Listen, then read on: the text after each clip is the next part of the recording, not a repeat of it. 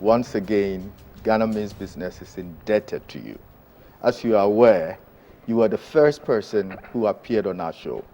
And since then, it will interest you to know that according to the latest geopoll report, Ghana Means Business occupies the enviable position of placing first spot in terms of its airing across all the television channels. So you are a trailblazer who has indeed brought blessings, goodwill, patronage, and I must say, great deal of sponsorship to Ghana Means Business. We thank you.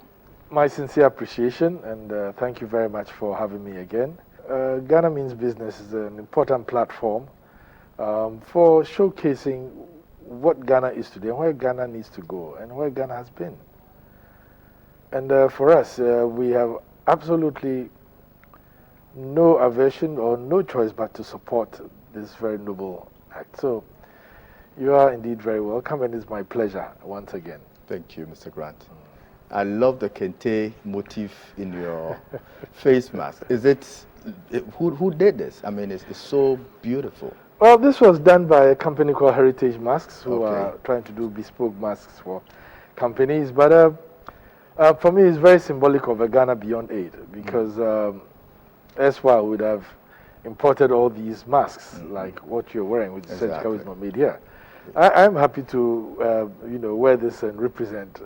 And of course, it has kente, which I say is the unspoken symbol of a Ghana Beyond Aid. That is true. We are doing things ourselves for ourselves and not relying on foreign import for some of these very basic and necessary stuff. Mr. Grant, the health devastation of coronavirus is known to all. The death, the infections, the low recovery rates, those are issues for the medical experts. In Ghana specifically, how have these events, in terms of the economic downturn, how has it affected the mandate of GIPC? Interesting question. And I keep saying, whenever I'm asked a similar question, I say there are two answers to this. The very first answer is obvious. Yes, it has significantly impacted us. As a firm that is very client-focused and service-oriented, a lot of our work means targeting people inbound and outbound, investor traffic. The investor is not one you can pick a phone to talk to. You have to go to him, you have to show him, you have to convince him. So a lot of our activities inbound, outbound have been curtailed. I mean, totally. Since March, we haven't received any visitors. The opportunities that we are learning new ways, and that's the second answer, new ways of doing things with technology. On another score, because many borders have been closed, we cannot travel. And that's the major part of our outbound missions. And so we are here, and the best you can do is to still talk to investors who are interested through, virtual contact, that is through telephoning, through video calls, through webinars, through Zoom conferences, Microsoft Teamworks, and we've been doing quite a lot of that. But it's not the same. Do you see that as the new normal? Do you see that as the direction that GIPC will be embarking upon? Because clearly, even post-COVID, I'm sure a lot of readjustments will need to be made. Right, yes. Yes and no. I think marginally. And bear in mind, this is not the first time the world has gone through a pandemic. The first time, I said 1918, the Spanish flu, which virtually killed 50 million people, had similar, observations like we are seeing today. But the world changes and moves on. So yes, we are social distancing today, but once we know how to get rid of this virus, we know how to, cure ourselves, etc., then it's not as much a problem, people getting back together. The interesting thing is, even when we have our conferences, meetings, online meetings, etc., the investors always ask, okay, so when are you opening your borders? So we can actually come and see and get our business going. So the answer to your question is that yes, people still congregate, but also yes, people work more with technology. I think more so than ever, the new norm of physical presence in offices is going to change. And people are going to work remotely, as I can see. Mr. Grant, what does a slowdown in the economy do from where you sit? Slowdown in the economy means, one, first of all, that there will be a significant impact on jobs. And of course, there's not going to be economic growth because companies are going to fold, factories are going to shut down, people are going to have to go home, social life is going to be affected because people won't have enough money to do the things they do, feed their families, go to hospital, pay their children's school fees. So a slowdown in the economy has significant impact, on lives. And therefore, it is critical that, whatever the situation is, government also thinks about how do we recover from this slowdown when it happens. And this COVID-19 thing, I would call a force majeure incident. I mean, nobody predicted it, nobody thought it would happen.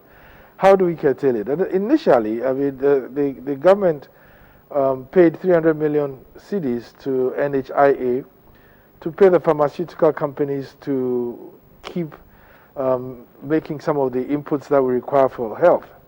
For example, the PPEs, the coveralls, the nose masks, the alcohol and the sanitizers, to do that. And then additionally, the setup of the COVID-19 fund, which we've seen major contributions go towards. I also know there's a CEO COVID-19 fund that is being funded by private sector people, including actually building a whole hospital, a 100-bed hospital in 6 weeks to take care of cases that come. So there are many efforts being tried to make sure that we, at this moment, keep some economic activity going. And I dare say, though, and I stand to be corrected, that yes, when it started, the president did the right thing of a lockdown to ensure that we could actually trace, track, and test, and then now trace, track, and treat people who had been affected. But you can't have a lockdown forever, as you're seeing in Europe. I mean, even Europe is now sort of opening up. America says that with or without a vaccine, at some point they'll have to open up. Why? Because the economic impact is heavy. Countries go and countries survive based on their economies. When you shut down the economy, countries will not survive. That is true. People will not survive. So the big question was, how do you go on with a lockdown, or do you open up and allow people to go about their businesses? And I think we have been successful because we've done a bit of the two. We locked down, and at some point it was eased. But that didn't mean that everybody should then go about doing their business, because then that would accelerate contact spread. So communal meetings, social meetings, where there are quite a number of people congregating together, are still prohibited. That is true. And for example, kids can't go to school, churches can't hold big services, the same with mosques, hotels, and as you are aware, I mean, where we are right now, a major hotel in Ghana that has room for 269 people has only 10 people who are incidentally here because they are stuck because there are no flights and the borders are shut. Some of the other hotels we have, like Labadi, have been shut down, And so the impact can be heavy. Can you imagine all the people who work in these hotels? But a hotel like this, although there are only 10 people, you have to keep the air conditioners running. True. You have to keep the power. You still have to pay for power. You still have a little bit of a restaurant to feed them. And it can become a major cost to the operators of the hotel. On that issue, Mr. Grant, one of your key mandates is about foreign direct investment. Mm-hmm. For some of us who may not be well schooled enough, what exactly is foreign direct investment and its role in Ghana's economic growth, as in your capacity as the CEO of GIPC? Foreign direct investment has been quite significant in the growth of our economy in many ways. First of all, people bring in capital, they invest that capital in our resources, they build factories, they build offices, they employ people, they bring know-how, they bring technology, and all these are very significant for economic growth. But apart from that, there may be a country that has the resources, but not have the capital to develop those resources. Or the technology. Or the technology. They don't have the technology to do it. And so that is where foreign direct investment becomes important. And even more critical when it partners with local indigenous direct investors to grow the economy, then it's even more sustainable. If you look at Ghana, I mean, some of our economies or some of our industries have had heavy infusion of foreign direct investment. For example, mining. And we know the story of Ashanti Gold, we know the story of, Rand Gold and many others. Technology, the telephone industry. We know that the first telephone companies, operators that were in Ghana, were set up with foreign direct investment. Mobile telephony. And today we have the market that has grown, but has also created significant opportunity for Ghanaians. Downstream. Absolutely. Downstream. We see a lot of Ghanaian companies in the tech industry because they are leveraging on mobile telephony to grow. And so that has been very good for us. Then, of course, the hospitality industry itself, where a number of major hoteliers have come into Ghana and established, they've trained, they've opened up, and because there are the hotels here, there are more people who visit. If there are no major hotels, then your visitors coming in wouldn't have anywhere to stay. And then, of course, banking, where we see quite a number of banks that have been here, some over 100 years. So these are some of the examples that we see. So let's say that we have bauxite, we have oil and gas. Ghana was never a traditional oil and gas country. But the moment we discovered oil and gas, then we needed to do more exploration and extraction. We did not have the capital to do that. We did not have the expertise to do that. So we invited foreign direct investment to come in, and through many other mechanisms, we've trained Ghanaians who are now in the industry and are now also growing. And I look forward to a time in the future where many of our industries will be dominated by Ghanaians. Yes, foreign direct investment will always be important, but the impact on the economy is that our own indigenous people will pick up, learn with it, and grow with it, and then also gradually replace foreign direct investments once they are able to have capital formation and capital growth. Excellent. Mr. Grant, 2017, I believe, according to your statistics, GIPC brought in foreign direct investment of about $3.2 billion. Actually, it was $4.9 billion. 4.9 billion. Yes. And 2018... It was 3.6 billion. 3.6. It went down slightly. Yes. 2019, what are we looking at? 2019, we were significantly short on our target, and my target is a running target of $10 billion a year. And people hear their lives, but how are you going to get $10 billion a year? And I tell them the opportunities that are in Ghana far exceed $100 billion of investment.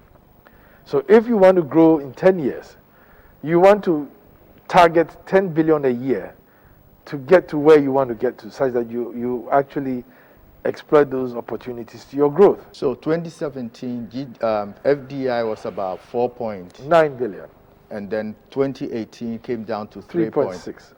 2019. Yes. What is 2019? We, like I said, we're a bit short of our target. We're somewhere around 1.5, 1.4 billion. The figure is a bit.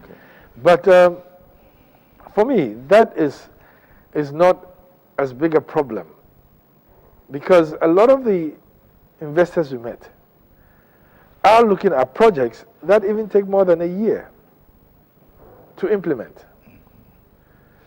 So it's a timing issue. It's a timing issue. It's also a timing issue. But all the same, there seems to be a downward trend in terms of foreign direct investment. Yes. What do you, from your analytical review of what is happening, what do you attribute this to? You know, interestingly, global FDI has been dropping since 2017, and it's dropped significantly.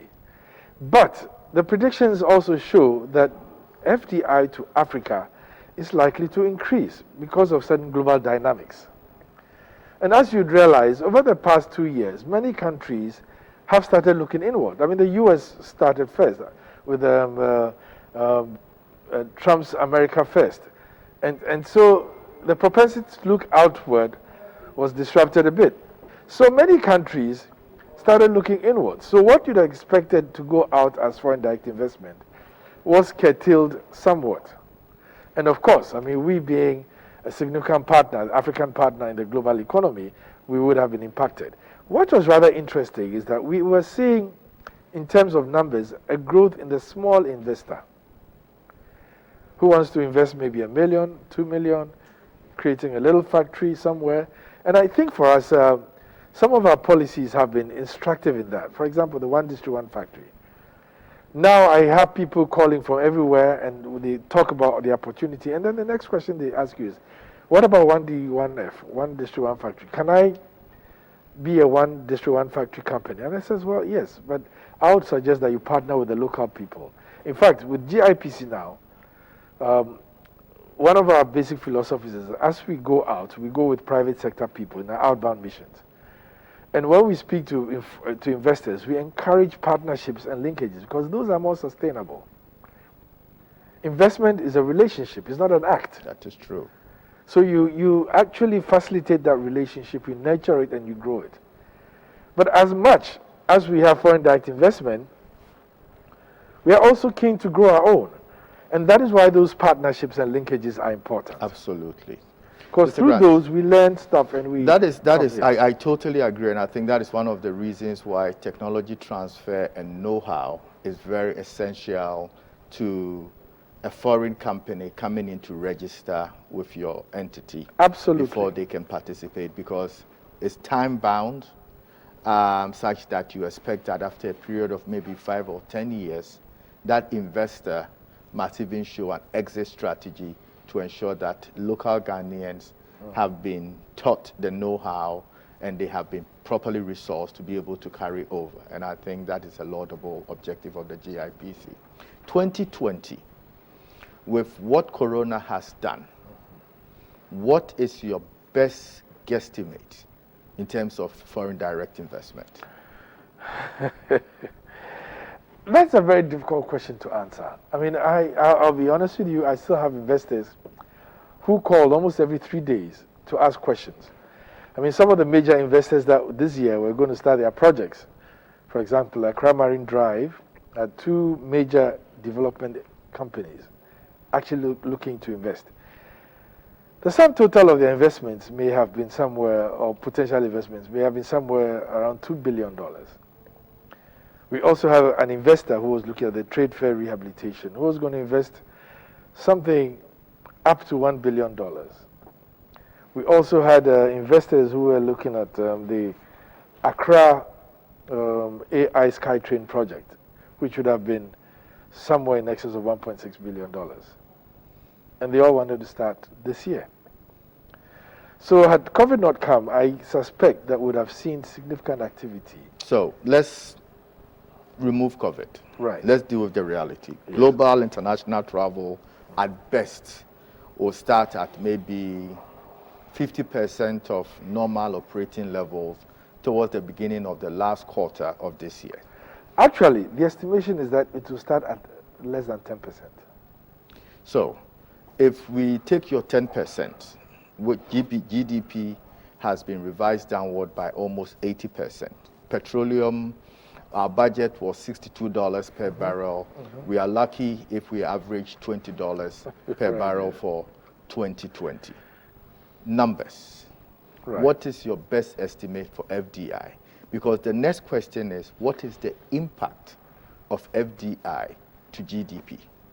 So I'm trying to look at your estimate for foreign direct investment and its impact on GDP growth.